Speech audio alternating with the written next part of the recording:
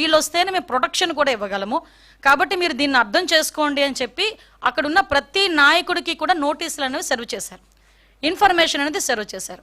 Of course అయిపోయింది. అవసరమైన అయినప్పటికీ కూడా వాళ్ళని చుట్టుపక్కల నియోజకవర్గాల నుంచి వేల కొద్దీ ఈరోజు రేపు ఇంతమంది రావాలి అంతమంది రావాలని వాళ్ళు వాట్సాప్ గ్రూప్లో పెట్టుకున్న తర్వాత మాకున్న ఇంటెలిజెన్స్ రిపోర్ట్ ప్రకారం వీళ్ళందరూ మొబిలైజ్ చేస్తున్నారన్న సంగతి తెలిసి అతనికి Z+ సెక్యూరిటీ అనే వ్యక్తిగా అతనికి ఇవ్వాల్సిన సెక్యూరిటీని ప్రాపర్ వేలో మేమందరం కూడా మేము ఇవ్వగలిగాం, ఇచ్చాం కూడా.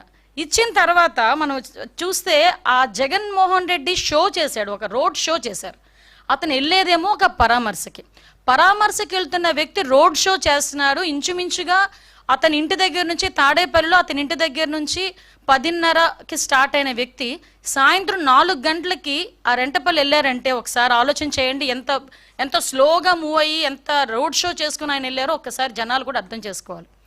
ఈ నేపథ్యంలో అతను రోడ్ షో చేసుకుంటూ అందరికీ అభివాదాలు చేసుకుంటూ అందరి దగ్గర నవ్వుతూ షేక్ హ్యాండ్లు ఇస్తూ ఆయన వెళ్తూ ఉంటే దారిలోని అతని కార్యకర్త, అతని సింపథైజర్, అంటే వాళ్ళ పార్టీ సింపథైజర్, పార్టీ కార్యకర్త కనీసం వెహికల్కి కింద పడిపోయి టైర్ కింద పడ్డాడు అన్న సంగతి తెలిసి కూడా అతను కనీసం బండి ఆపకుండా ఆ బండిని అలా ఆ పక్కనున్న వ్యక్తిని కనీసం పక్కన తీసి, నేనేమంటానంటే ఆ బండి కింద పడిపోయాడు వ్యక్తి, ఆ వ్యక్తిని తీసి ఇమీడియట్గా 108కో దేనికో ఫోన్ చేసి అంబులెన్స్లో పంపిస్తే కనీసం మనిషి బతికేవాడేమో.